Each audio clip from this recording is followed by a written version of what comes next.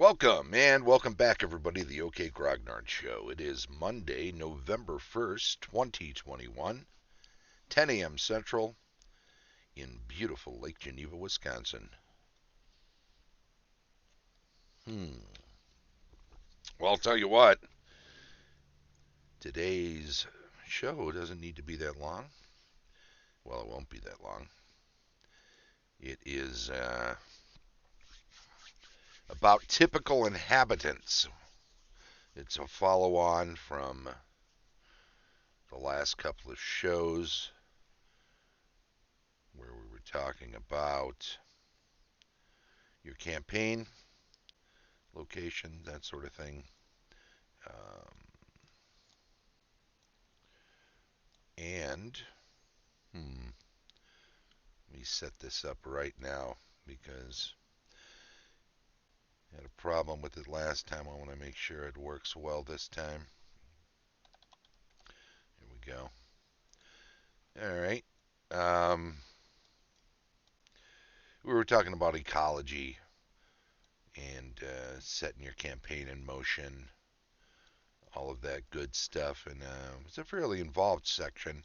And we left off before we got to the typical inhabitants of it, which comes before the social class section, which we dealt with in past episodes. Lex Fire, how you doing, George? Good to see you.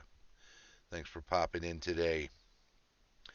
The truth is, typical inhabitants is all of that and no more.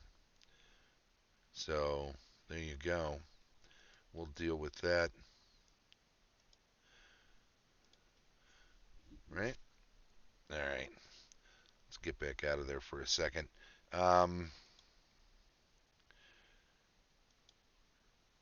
yeah, there we go. The section's not long.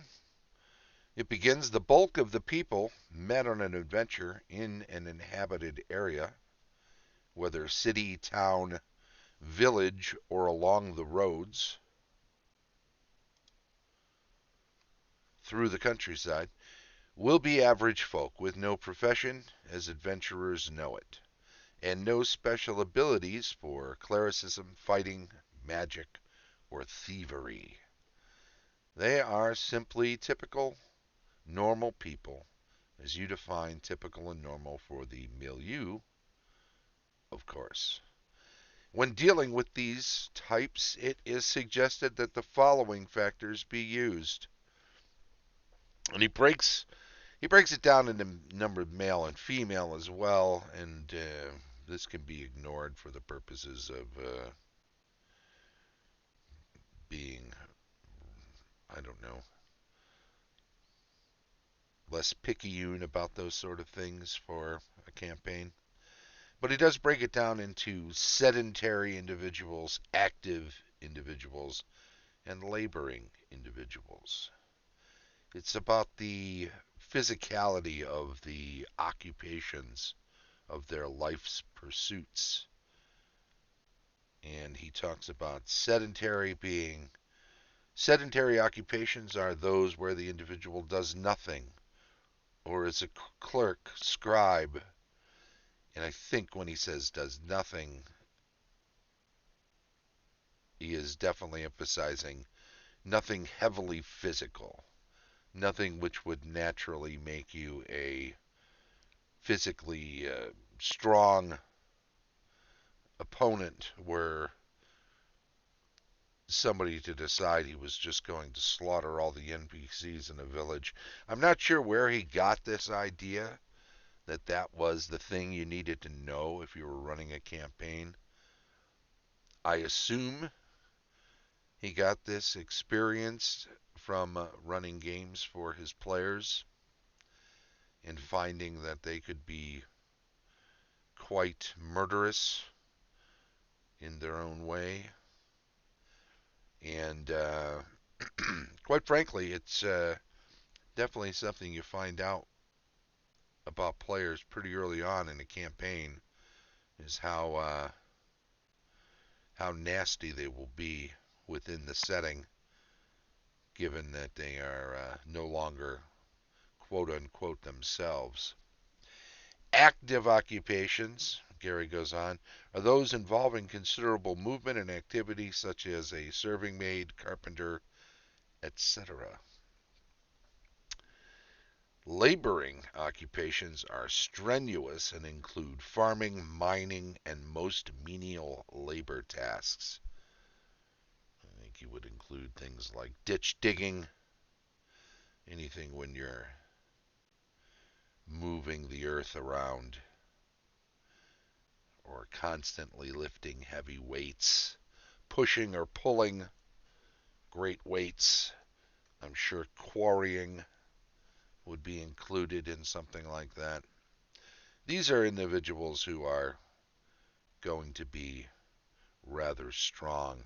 Notice on his chart then, sedentary females and males, 1 to 3, 1 to 4 hit points, -3, -2 on combat ability. Active females, active males, 1 to 4 hit points, 2 to 5, that's 1d4 plus 1. -1 on combat ability, and then a 0 level. And the tables on the DMG, or rather the Dungeon Masters screen, did include a 0 level option. Laboring females, laboring males, 2 to 5, 2 to 7 hit points respectively per Gary, and both fight at 0 level. So, while not yet a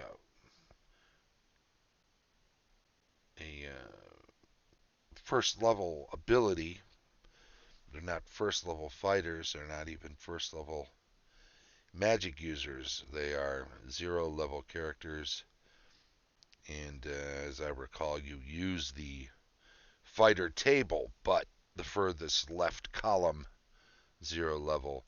Like a town, George says, like a town full of magic users with no arcane abilities. Yeah, there you go. But also no ability to throw darts or to swing with daggers necessarily. They're even worse than that. They have nothing going on, and they've used their only spell earlier that day, and now they are done. So typical inhabitants, yeah, this is in town. This is in a village. This is along the roads through the countryside in otherwise non-hostile areas in a kingdom within a fairly safe zone. Because obviously, all of these 0 level individuals would be first on the menu for monsters and even predatory creatures, big cats, large bears. If they were wolves, of course, if they were running free in an area where these individuals were, they would quickly become food, part of the cycle of life, because they obviously can't defend themselves. And you know, when a predator moves into an area, big cats, monsters, wolves, whatever, and they find a useful and ready food source, such as a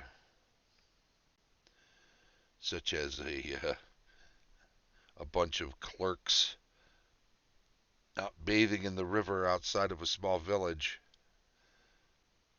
they're going to stick around.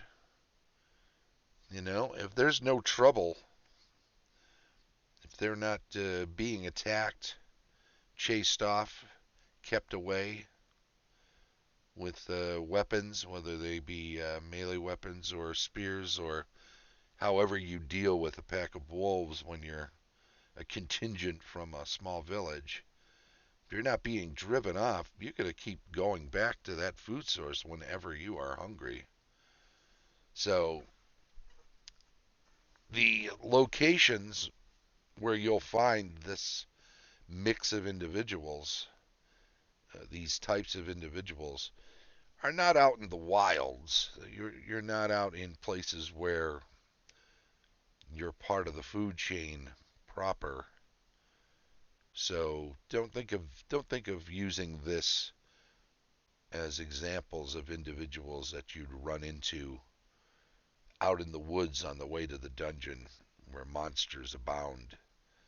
These types of individuals aren't going out there. They don't have that sort of bravery. Good morning, Rick. Welcome. These individuals stay close to town, close to safety. Maybe they travel roads between towns along with a caravan or with a party of individuals who are capable guards of protecting them and their supplies and their wealth, whatever they're carrying along with them, because work your whole life to put a few coins in a small box and then run from town to town with it without having some sort of protection, some sort of guard along with you. Well, as I said, this is not going to be a very long video today because that's the whole of the section. After that, it moves on into social class and rank in Advanced Dungeons and Dragons, which, as I said, we dealt with in other videos. So we'll leave it at that.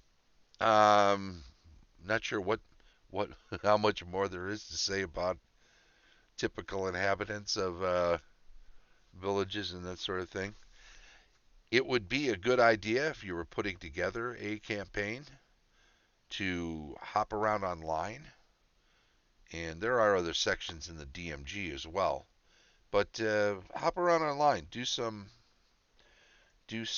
research of typical occupations in medieval societies. There's a great book by Expeditious Retreat Press called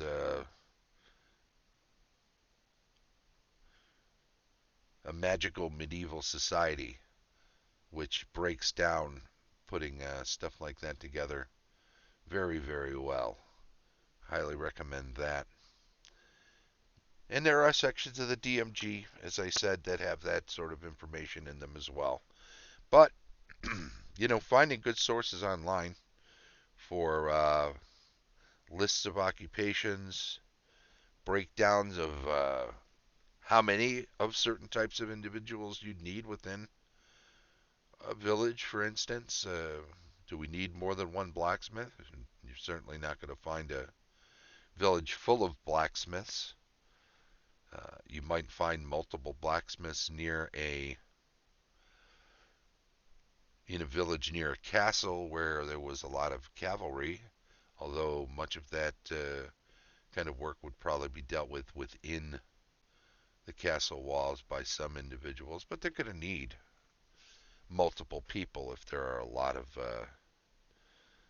of mounted troops, because you can't wait when you need to take care of things like that. You don't want to have all of your soldiers waiting in line with their horses before they could get things settled up before going off to war or even just going out on patrol. So keep an eye on these numbers and try to make sure that you think through some of the obstacles that individuals in that society would go through if you only had a few, or if you had too many of certain occupation types. Certainly going to need a lot of people that can build in an up and coming village in an area where there's expansion. You might find in a sleepy little village on the end of a kingdom where there's no population growth. You don't need a lot of carpenters. I mean, certainly some individuals will just deal with basic repairs on their homes themselves, Some people might need some help. You might need the occasional larger project handled by someone who has some knowledge of building. But the labor part of it will be taken care of by those who are strong and capable and can take instruction from one individual. As George says, supply and demand. Keep keep thinking about what occupations are going to be needed based on what's needed from the other individuals in the town, and don't put more people into that area than can make themselves useful on a mostly full-time basis. Of course, most societies uh, will have agrarian individuals up to 85-90%, maybe a little more. Most people will be farming, growing crops, taking care of herds, making sure that everyone stays fed. And the last 15 or 10% or less of individuals that are in that area will be the skilled labor types, whether it's carpenters or masons or people that have individual skills that require some sort of learning, whether it's reading and writing, as they say, clerks, sedentary individuals who can keep track of the finances. There should be some sort of local administration, because there will be things to keep track of. Because if they have any surplus, they're going to need to have markets. They're going to need to have some trade with other villages in the area, at least on a yearly, annual basis, when they have surplus crops or they need to sell off extra meat or crafts, things they might make. So those are things to consider when planning out your typical inhabitants. Not to mention the impacts of a bad or bountiful harvest over a year or more. Absolutely. You'll need individuals who can source extra food or other supplies when those things are in demand too, because somebody who's working a farm won't necessarily have the contacts or the ability to add up everything that's necessary and figure out ways of getting it, including putting together the wealth to acquire it. Well, I think we'll just leave it at that then, and we will say thank you to everybody who was in the chat today, and also thanks to everybody catching up with this elsewise. I'll let you know that the show streams live on Twitch each Monday at 10 a.m. Central, and then it's archived on YouTube. If you catch up with it on Twitch, please do follow the channel on Twitch and jump into the chat. Say hello when you're here catching the stream. If you're catching up with it on YouTube, subscribe to the channel. Give a thumbs up to any videos you like and enjoy, please. And feel free to leave comments there. If you want to, if you have some question about the theme or the show or the subject matter, or you just want to add some information of your own.